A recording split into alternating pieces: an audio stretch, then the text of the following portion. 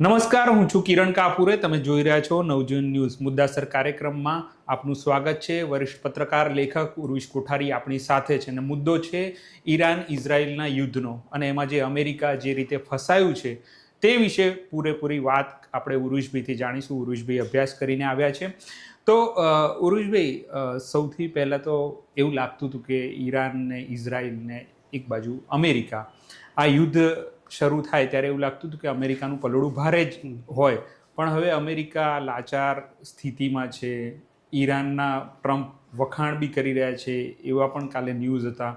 આખે અત્યારે જે 28 તારીખથી શરૂ થયેલું યુદ્ધની થોડી સ્થિતિ શું છે?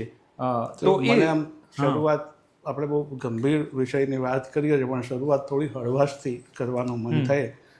તમે કહ્યું કે ઉર્વિશભાઈ તૈયારી કરીને આવ્યા છે, એટલે એ તો ખેર આપણું રૂટીન હોય છે, પણ ટ્રમ્પને એવું જ લાગતું હતું કે તૈયારી કરીને આવ્યા છે. પણ પછી ખબર પડી કે હવે એ તૈયારી બહુ અપૂરતી છે. ખરેખર જુઓ ને તો ટ્રમ્પની તૈયારી કેવી હતી, એના માટે ઈરાન પર એમણે જે આક્રમણ કર્યું ત્યાં સુધી એ જવાની જરૂર નથી. જાન્યુઆરીમાં અમેરિકાનું એક બહુ જ વિખ્યાત મેગેઝિન છે, જે ઓનલાઈન પણ છે ને ઓફલાઈન હાર્ડ કોપીમાં આવે છે, વાયર્ડ કરી, એણે એક સ્ટોરી કરેલી અને એમાં એ સ્ટોરીનું મથાળું એવું હતું કે આપણે સુપર પાવર અમેરિકાનું આત્મવિલોપન જોઈ રહ્યા છીએ. જાન્યુઆરીમાં એણે કહ્યું હતું અને એણે શ્રેણીબદ્ધ વસ્તુઓ લખેલી કે ટ્રમ્પે જે કર્યું એનું એક યાદી એણે આપેલી, વાસ્તવિક યાદી. અને પછી એમ સવાલ કર્યો હતો લેખના ઓપનિંગમાં કે તમે જ કહો, અમેરિકાનો કોઈ દુશ્મન અમેરિકાનું અહિત કરવા માટે આનાથી વધારે શું કરી શકે?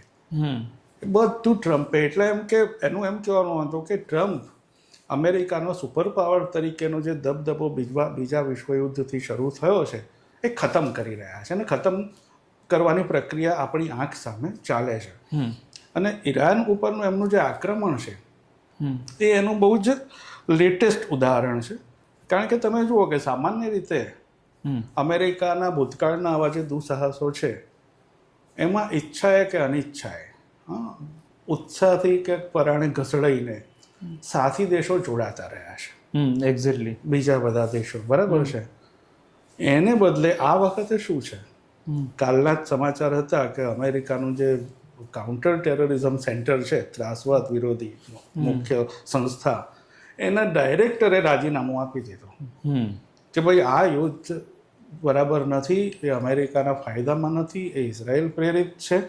એટલે તમે વિચાર કરો કે દેશનો કાઉન્ટર ટેરરિઝમનો વડો, દેશના પ્રમુખને, જેણે, અચ્છા આખો કાગળ તમે વાંચો તેમાં અંદર પ્રમુખના તો વખાણ જ છે, એ પ્રમુખનો સમર્થક છે, પણ એને એટલી ખબર પડે છે કે આ બધા સમર્થન પછી, એટલે એણે પ્રમુખને ખરાબ ન લાગે એટલા માટે, અથવા તો એક સાચવવા માટે એવો કાગળ લખ્યો છે કે જાણે પ્રમુખ કોઈ નાનું બાળક હોય અને ઇઝરાયલ તરફી લોબી છે અમેરિકામાં, એના ચઢાયા ચઢી રહ્યા હોય.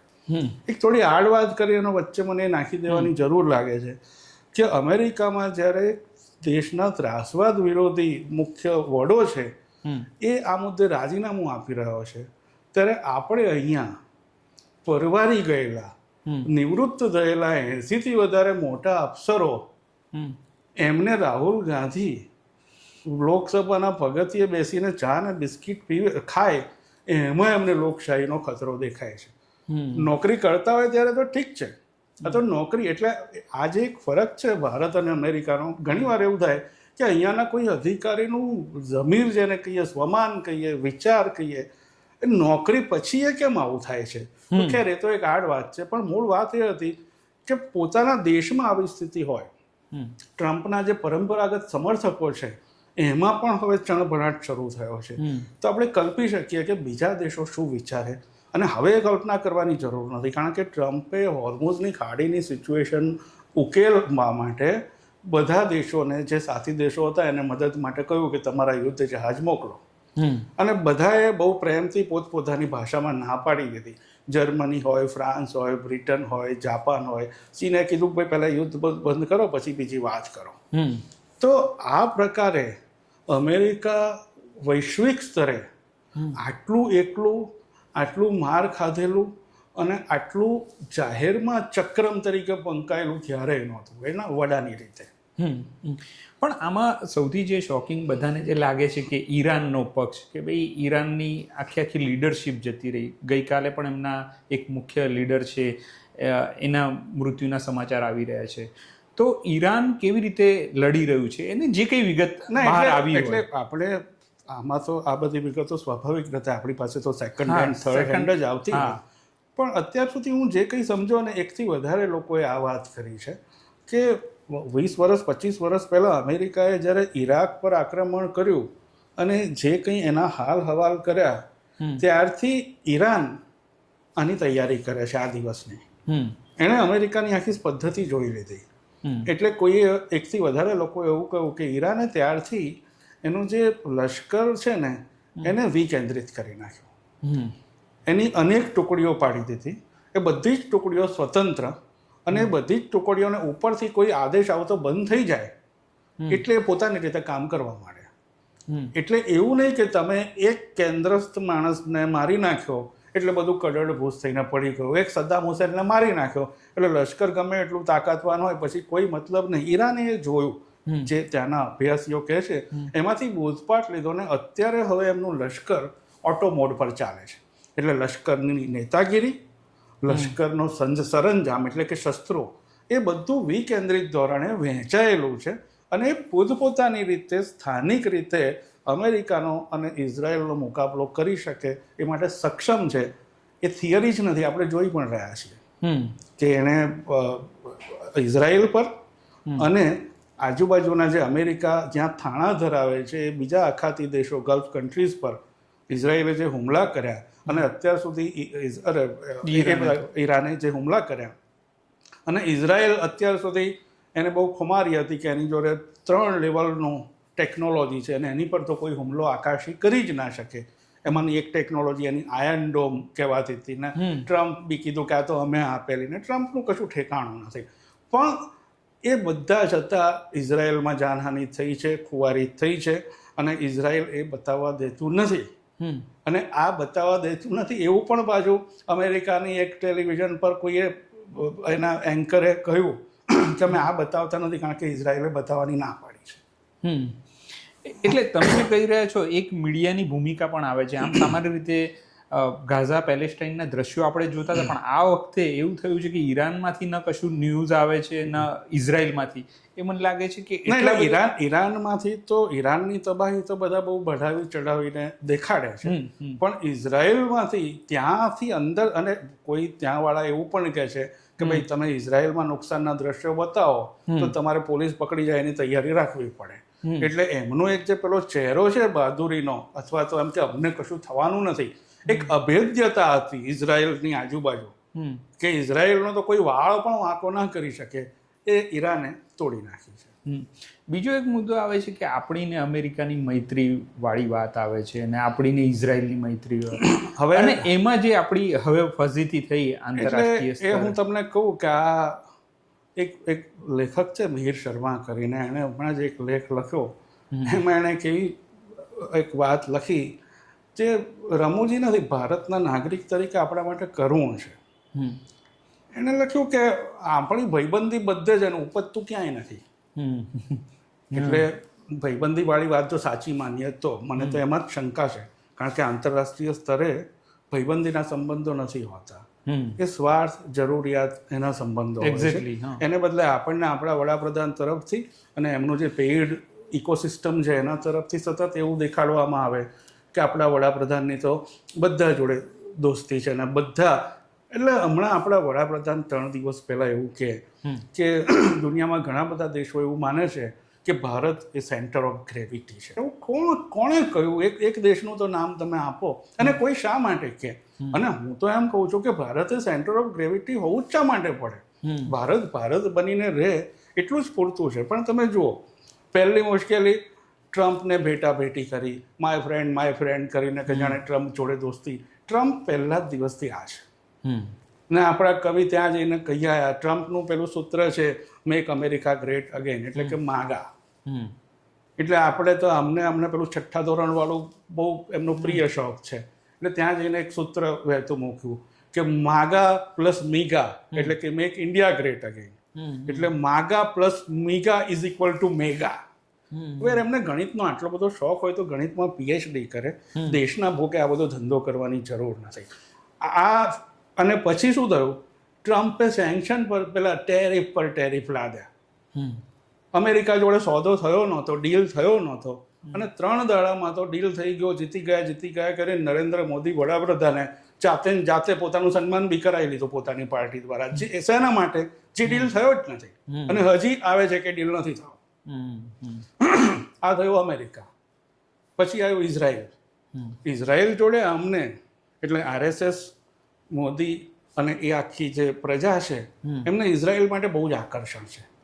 કારણ કે ઇસ્લામ દ્વેષ અથવા મુસ્લિમ દ્વેષ છે એ બંનેમાં કોમન છે. એટલે એમને એવું લાગે છે કે ઇઝરાયલ આપણું ભાઈબંધ, ઇઝરાયલ આપણે ખાસ, ઇઝરાયલ આપણું આમ. હવે ભારતની અત્યાર સુધીની પરિસ્થિતિ એવી હતી, એને નીતિ એવી રહી છે કે સલામત અંતર અને આખું કોઈનામાં ભળી નહીં જવાનું. એટલે ઈરાન સામે અમેરિકાએ એટલા બધા પ્રતિબંધો લાદ્યા હોવા છતાં ઈરાન જોડે ભારતની એક સંબંધ રહ્યો છે. એટલું જ નહીં, પાકિસ્તાનના ગ્વાદર બંદરે ચીને જે આખું બધું જમાવટ કરી, તો ઈરાનના ચાબહાર બંદરે ભારત અને ઈરાન ભેગા થઈ અને ભારત માટે બહુ જ મહત્વનું હતું વ્યૂહાત્મક દૃષ્ટિએ ચાબહાર બંદરમાં ભારતની હાજરી. હવે શું થયું, આપણા ભાઈ વડાપ્રધાન ઉત્સાહી એ જઈ આવ્યા ઇઝરાયલ.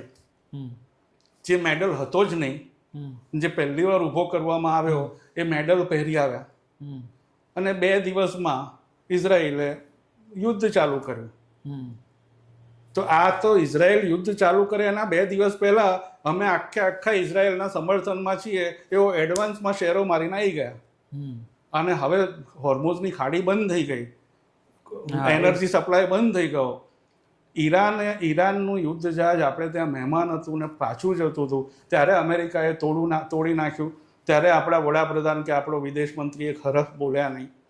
ઈરાનની આખી નેતાગીરી ખતમ પેલા લોકોએ કરી નાખી યુદ્ધ જેવી પરિસ્થિતિ, ત્યારે કશું બોલ્યા નહીં. 15 દિવસ પછી ફિક્સમાં આવ્યા એટલે વડાપ્રધાને બી ઈરાનમાં ફોન કરવો પડ્યો. જયશંકર રોજ ટ્વીટ કરે કે આજે મંત્રી જોડે વાત થઈને વર્તમાન સ્થિતિ વિશે વાત થઈ. અલ્યા ભાઈ, શું વાત થઈ એ કે ને. તમે આટલા બધા તોરણો ફરકાવતા ફરો છો, તમે કે વિશ્વગુરુ ફલાણું ઢીકણું, તો શું તમારી? છેવટે એવું થયું કે ઈરાને હોર્મુઝની ખાડીમાંથી 2 ભારતીય ટેન્કરો એલપીજીના જવા દીધા. તો એ નેરેટિવ ચાલુ થઈ ગયો કે ભારતની ઐતિહાસિક આમ તેમ. અરે ભાઈ, થોડું વાંચો. બીજું પાકિસ્તાન, ઇન્ડોનેશિયા, બધા ઈરાનને જેના, અને ઈરાન ભારત જોડે અત્યારે બગાડવા નથી માંગતો. એનો અર્થ એવો નથી કે એને ખબર નથી પડતી. એટલે પહેલા એવો પ્રચાર ચાલ્યો કે ઈરાને ભારતને પરવાનગી આપી દીધી. હવે જયશંકર એમ કહે છે કે ભાઈ અત્યારે આ 2 જહાજ આવવા દીધા છે, એવી કોઈ બ્લેન્કેટ પરમિશન કે ભારતના જહાજો જશે એવી આપેલી નથી. અને એવું જો ડિપ્લોમેટિક જીત હોત તો આપણા ઉત્સાહી ગાડીને લાલ ઝંડી, લીલી ઝંડી ફરકાવવા જાય છે એ જહાજોને રિસીવ કરવા ના ગયા હોત. એટલે આપણી બહુ જ હાંસી થઈ. અને નરેન્દ્ર મોદીના જે સમર્થકોમાં થોડું ઘણું પણ કંઈક પોતાની પ્રતિષ્ઠાનો ખ્યાલ હતો, એ લોકો આગળ આખો મામલો ઉઘાડો પડી ગયો કે આ માણસ તો માટી પડવો છે. અને બેતાગીરી કશું છે જ નહીં, નકરું હેડલાઇન મેનેજમેન્ટ છે. અને એ આવી કપરી ક્ષણો આવે ત્યારે ભાંગી પડે છે. તમે યાદ રાખજો, હું અહીંયાથી કહું છું, 3 યુદ્ધ પતશે પછી 3 મહિના 6 મહિના પછી આ જ માટી પગા લોકો હોલ્ડિંગ મૂકશે કે ઈરાનના યુદ્ધ વખતે આપણે કેવી સરસ રીતે મેનેજમેન્ટ કર્યું.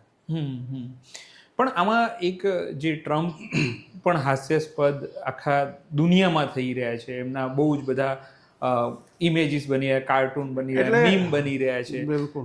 તો એ જરા, હા, એટલે મને એમ છે કે આજે આપણે એક એવો પ્રયોગ કરી જોઈએ કે આટલી વાત તો કરી, પણ હવે કેટલીક વાર જેમ કહે છે ને કે એક ફોટો 1000 શબ્દોની ગરજ સારે, તો એક સારું કાર્ટૂન એ કેટલીક વાર 10,000 શબ્દોની ગરજ પણ સારી શકે. એટલે આજે આપણે ઝડપથી પણ થોડાક કાર્ટૂનો, પોલિટિકલ કાર્ટૂન, પેલા મીમ ને એવું તેવું નહીં, પ્રોપર પોલિટિકલ કાર્ટૂન જોઈએ કે જેમાં કાર્ટૂનિસ્ટોએ આ આખી વસ્તુને કેવી રીતે જોઈ છે. તો સૌથી પહેલા તમે જુઓ તો યુદ્ધનું કારણ બધાને ચર્ચા કે ભાઈ ટ્રમ્પે હુમલો કેમ કર્યો ઈરાન પર. તો એનું ધારો કે પહેલું કાર્ટૂન છે તેમાં તમે જુઓ કે અમેરિકાના યુદ્ધ વિમાનો છે ઉપરથી શસ્ત્રો વરસાઈ રહ્યા છે અને એ શસ્ત્રોમાંથી આકાર શેનો બને છે? સ્પેલિંગ એપ્સ્ટીન લખેલું. એટલે એવી એક બહુ વ્યાપક માન્યતા છે કે એપ્સ્ટીન ફાઇલ્સમાં ટ્રમ્પની જે ભયંકર વાતો અને કાંડ છે એને પ્રત્યેથી લોકોનું ધ્યાન બીજે દોરવા ટ્રમ્પે હુમલો કર્યો. બીજા કાર્ટૂનમાં એ જ વસ્તુ આવે છે. બીજા કાર્ટૂનમાં આવે છે આ ઓપરેશનનું નામ ટ્રમ્પે આપ્યું ઓપરેશન એપિક ફ્યુરી. તો બીજા કાર્ટૂનમાં નામ બદલી નાખ્યું છે, નામ કર્યું છે ઓપરેશન એપ્સ્ટીન ફ્યુરી. ત્રીજા કાર્ટૂનમાં અમેરિકાના લશ્કરના માણસોના મૃતદેહો, અમેરિકાના જવાનોના મૃતદેહો એમના પડ્યા છે કોફિનમાં ને ઉપર રાષ્ટ્રધ્વજ છે અને દૂર ઊભા બે માણસ વાત કરે છે કે આ બધા મરી ગયા તો ઠીક છે પણ લોકો એપ્સ્ટીનને તો ભૂલી ગયા ને. ચોથું છે એમાં એપ્સ્ટીનનું મોટા અક્ષરે લખ્યું છે અને એને ભૂંસવા માટે ટ્રમ્પ કેવા પ્રયત્નો કરે છે તેમાં વેનેઝુએલા ને ઈરાન ને આ બધું એમ કે મૂળ કાર્યક્રમ શું છે. હવે પછી બે જણ ઊભા કહે છે કે હવે આપણે ક્યુબા કે ગ્રીનલેન્ડ, પણ મૂળ આશય એપ્સ્ટીનની અસર ભૂંસવાની છે. આવી એક વાત આટલા કાર્ટૂનમાં છે. બીજી થિયરી છે કે આ ઇઝરાયલ પ્રેરિત યુદ્ધ છે જેમાં બહુ જ દમ છે. એટલે તમે જુઓ કે પાંચમો કાર્ટૂન છે એમાં નેતાન્યાહુના હાથમાં બંદૂક છે અને એ બંદૂકનું મોઢું છે એ ટ્રમ્પ છે. એટલે ખભે બંદૂક મૂકીને ફોડવાની વાત નથી, બંદૂક બનાવીને જ ફોડવાની વાત છે. છઠ્ઠું કાર્ટૂન છે એમાં એક શબ્દ છે મિલિટરીનો કે ચેન ઓફ કમાન્ડ, કે મિલિટરીમાં કેવી રીતે નેતાગીરી. તો એમાં એ શબ્દની રમત કરી છે. નેતાન્યાહુના હાથમાં સાંકળ બનાવી છે અને છેડે ટ્રમ્પને બાંધે છે, કૂતરાના ગળે પટ્ટો બાંધે, મને કે આ ચેન ઓફ કમાન્ડ છે. સાતમું કાર્ટૂન છે ડીલ ઓફ ધ સેન્ચુરી. એટલે એમ કે નેતાન્યાહુ તો યુદ્ધના ગુનેગાર તરીકે જાણીતા છે અને ટ્રમ્પ તો ટ્રમ્પ છે. એટલે કે આપણે બે એકબીજાને જેલ મુક્ત રાખીએ, આવું કશું ગતાગડું કરીએ એટલે આપણે બે ધ્યાન બહાર ખેંચીએ. એક્ઝેક્ટલી. પછી આઠમું કાર્ટૂન છે એમાં આ યુદ્ધમાં સૌથી વધારે ફાયદો કોને છે? ટ્રમ્પ તો ફસાઈ ગયા, અમેરિકા ફસાઈ ગયું, તો એક ફાયદો તો નેતાન્યાહુને છે કે એનું યુદ્ધ ટ્રમ્પ લડે છે. બીજો ફાયદો પુતિનને છે. આમાં આ કાર્ટૂનમાં વ્લાડ લખ્યું છે, વ્લાદિમીર પુતિન. એ બે હાથ ઊંચો વિન કરીને વિક્ટરી કરીને હાથ ઊંચો કરે છે. રશિયા અત્યારે અઢળક કમાઈ રહ્યું છે ક્રૂડ, કારણ કે અમેરિકાએ પ્રતિબંધ લઈ લેવો પડ્યો છે. નવમું કાર્ટૂન છે એમાં આપણા દેશના વડાપ્રધાનને બી જરા અંજલિ આપી છે. જે રીતે યુદ્ધના 2 દિવસ પહેલા જઈને બધું મળ્યા તો નેતાન્યાહુ ને એની પત્ની અને મોદી, એટલે પેલું મોદી અહીંયા પેલો એક કેસરી પેલું રાખેલું ને આવું બધું નેતાન્યાહુએ કીધું કહો કેસરી કલર મારી પત્નીએ બી આ પહેર્યો છે. કાર્ટૂનિસ્ટે એની બહુ માર્મિક મજાક કરી છે. નેતાન્યાહુની પત્નીના ડ્રેસ પર લખ્યું છે ગાઝા ગાઝા ગાઝા. એટલે ગાઝાના જે ભયંકર હત્યાકાંડ છે એના લોહીથી ખરડાયેલો એ પોશાક છે. અને મોદીના ખિસ્સામાં જે રૂમાલ છે એની પર લખ્યું છે ગુજરાત, જે 2002 બધું યાદ કરવા બધા નથી માંગતા તે. 10મું કાર્ટૂન એમાં અમેરિકાની નીતિ, આ જે ઈગલ છે અમેરિકાનું પ્રતીક છે, કે કેટલી ખોપરીઓ અમેરિકા ભેગી કરે છે, એક પછી એક પેલો નાખે. એમાં છેલ્લી આમાં જૂનું કાર્ટૂન છે એટલે વેનેઝુએલાની છે, વેનેઝુએલા પછી ઈરાન આવ્યું. 11મું કાર્ટૂન છે અગેન બહુ માર્મિક છે. હેડિંગ છે યુદ્ધના નગારા. યુદ્ધના નગારા ઈરાન વગાડી રહ્યું છે અને નગારા પર ચિત્ર દોર્યું છે ટ્રમ્પનું. એટલે પેલા નગારા વાગે ત્યારે પીટાય છે કોણ? ટ્રમ્પ પીટાય છે. 12મું કાર્ટૂન ટ્રમ્પની માનસિકતા વિશેનું છે કે ભાઈ વોર ટાઈમ લાઈન ટ્રમ્પના મનમાં શું છે? તો કે શરૂઆત અડધેથી લટકતો, એન્ડ જેવું કશું છે જ નહીં. એટલે માણસ કેટલું અવિચારી રીતે. 13મા કાર્ટૂનમાં એ જ વાત અમેરિકાના લશ્કરનો વડો એના સૈનિકોને કહે છે કે ભાઈ જુઓ આમાં કશું કોઈ પર્પઝ કશું હોય નહીં તો છેવટે શું થશે? તો કે તમે જશો, તમે મરી જશો એટલે પછી અમે તમારો બદલો લેવા લડીશું. અત્યારે તો કશું છે નહીં. 14મું કાર્ટૂન, હવે આ યુદ્ધના પગલે શું થયું? તો હોર્મુઝની ખાડી, જેને અંગ્રેજીમાં કહે છે સ્ટ્રેટ ઓફ હોર્મુઝ. તો દૃશ્યાત્મકતાથી કેવી રીતે આખી વાત કહેવાય કે એક મિસાઇલ છૂટે છે, નકશામાં હોર્મુઝની ખાડી છે, એનો સાંકડો પટ્ટો છે, મિસાઇલના ધુમાડામાંથી એ હોર્મુઝની ખાડીને ફરતે ગાંઠ વાગી જાય છે એવું બતાવે છે કે હોર્મુઝની ખાડી બંધ થઈ ગઈ, ગાંઠ મારી દીધી એમ. એવી જ રીતે 15મું કાર્ટૂન છે એમાં હોર્મુઝ સ્ટ્રેટ ઓફ હોર્મુઝ. તો એ સ્ટ્રેટ શબ્દનો સ્લેશ કર્યો છે. તમને હાથ પગ બધું તમારું એકદમ મુશ્કેટાટ થઈ જાય એવો પોશાક પહેરાવે કેદીને કે કોઈને, એને સ્ટ્રેટ જેકેટ કહેવાય અંગ્રેજીમાં.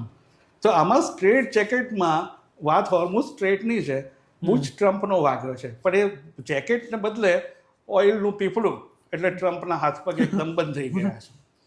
બીજું જે કાર્ટૂન છે 16મું, એમાં આપણે શબ્દાર્થમાં જેને બૂચ વાગી કહીએ ને એવું છે કે ટ્રમ્પ એક બાટલીમાં છે, બાટલી હોર્મુઝની ખાડી છે અને બહાર બૂચ છે. 17મું કાર્ટૂન ફરી એકવાર દૃશ્યાત્મકતા કે રશિયન ડોલમાં એવું હોય કે એક ઢીંગલીનું ઢાંકણું ખોલો એટલે અંદરથી બીજી નીકળે, બીજીમાંથી ત્રીજી નીકળે. તો એવી રીતે અમેરિકા અને ઇઝરાયલે એક આયાતોલ્લાને મારીને ખુશ થયા અને ઢાંકણું ખોલ્યું ત્યાં બીજા આયાતોલ્લા નીકળ્યા અને વધારે યુવાન હતા. 17મું કાર્ટૂન છે એ બહુ એટલે ટ્રમ્પની, એટલે મને એવું લાગે છે કે અમેરિકામાં આ પ્રકારના કાર્ટૂનો છપાય છે ને એમને આવી બધી અત્યારે આપણે સરકાર જે નોટિસો આપે છે એવી કદાચ નથી મળતી કે યુદ્ધમાંથી મૃતક સૈનિકનો મૃતદેહ આવે છે, કોફિન આવે છે, દૂર ઉભેલા ટ્રમ્પ સલામી આપે છે, પણ કેવી રીતે? ગોલ્ફ કાર્ટ પાસે ઊભા છે અને ચડ્ડો પહેરીને સલામી આપે છે. એને આખી વસ્તુની કોઈ ગંભીરતા નથી.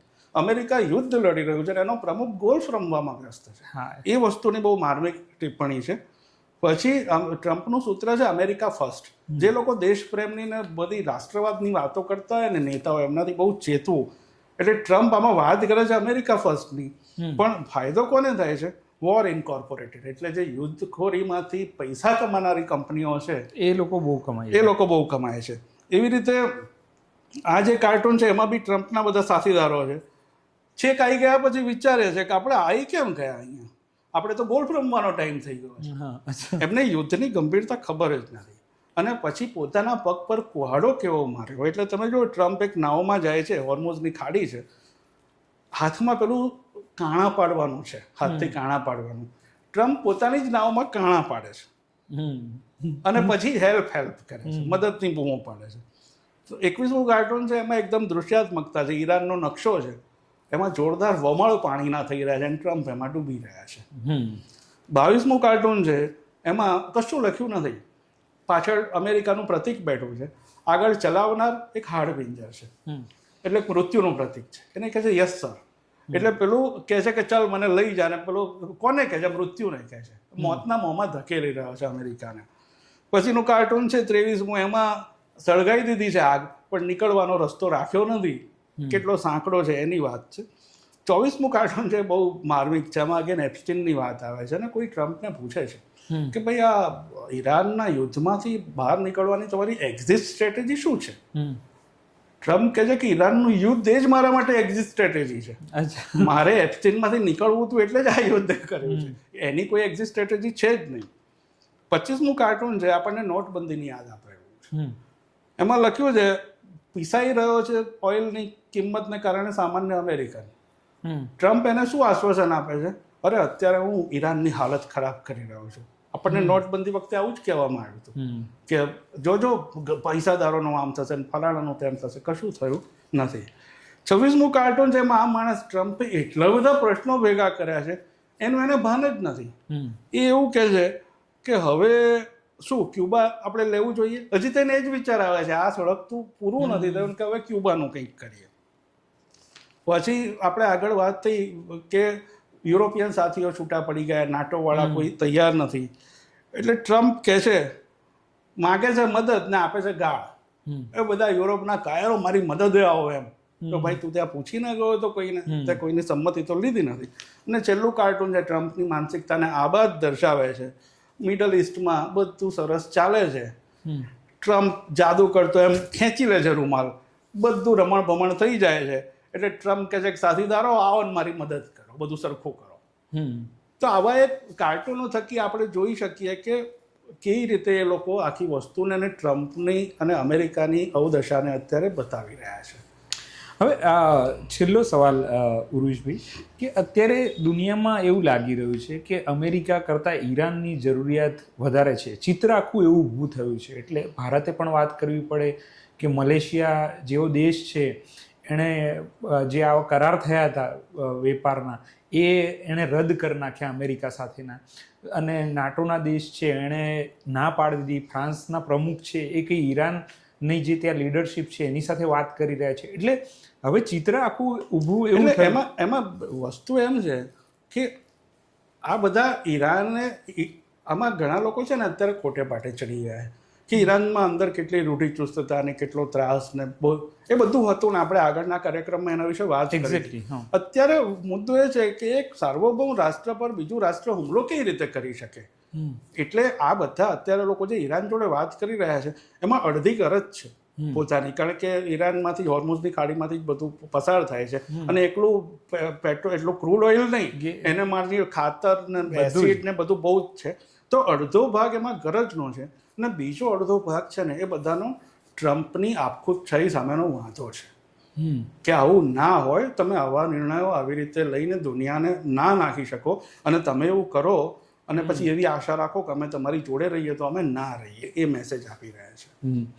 તો આ હતી મુદ્દાસર કાર્યક્રમમાં ઉર્વિશભાઈ સાથેની ચર્ચા. એક માથા ફરેલ નેતા જ્યારે કોઈ નિર્ણય લે તો એની અસર છે ક્યાં સુધી આવે છે તે અત્યારે આપણે જોઈ રહ્યા છે. આપણા ત્યાં જે ગેસની સ્થિતિ છે, જે તંગદિલી છે, અને એ ઉપરાંત પણ ઘણા બધા વેપાર ધંધા એ બંધ થવા જઈ રહ્યા છે કાં તો મુશ્કેલીમાં મુકાયા છે. તો આ પ્રકારની મુદ્દાસરમાં અમે ચર્ચા લાવતા રહીશું. અત્યારે મને રજા આપશો.